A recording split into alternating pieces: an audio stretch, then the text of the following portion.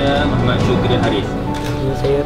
Aku nikahkan kau akan Suhaili binti Saleh dengan berwakili bapanya akan aku dengan mas kahwinnya RM101 tunai.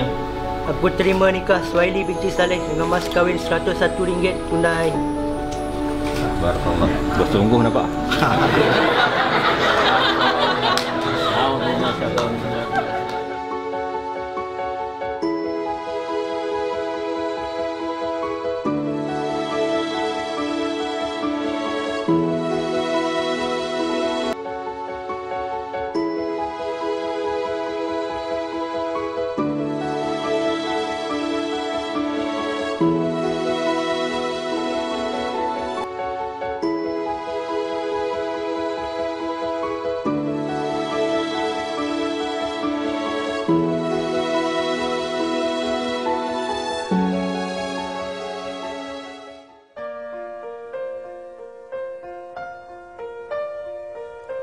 My love,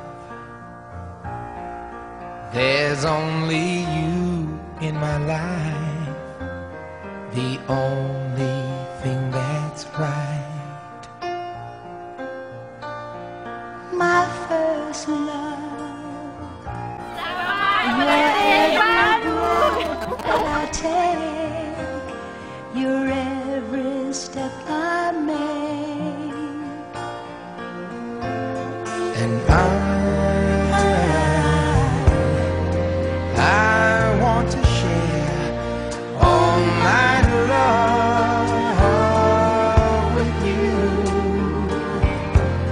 No one else will do. And your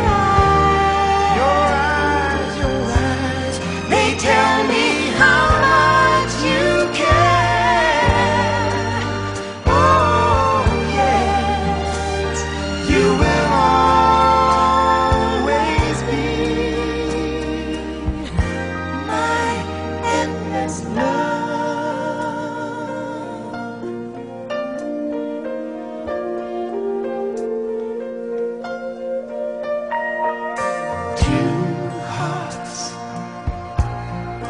Two hearts that beat as one.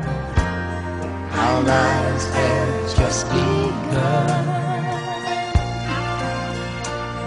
Forever,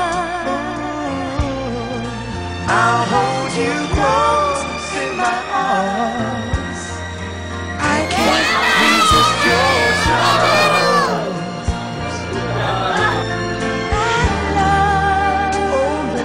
Hai, Assalamualaikum. Saya nak ucapkan kepada kakak selamat pengantin baru. Semoga dapat anak-anak yang comel, soleh.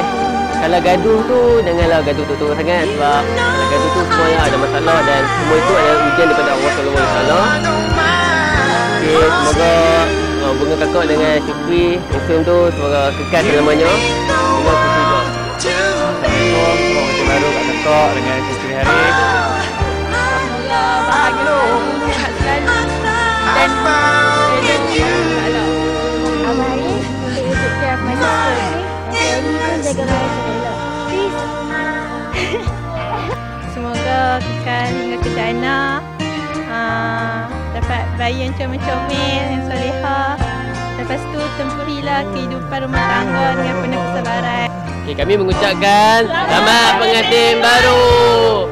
Semoga kekal selamanya. Bye.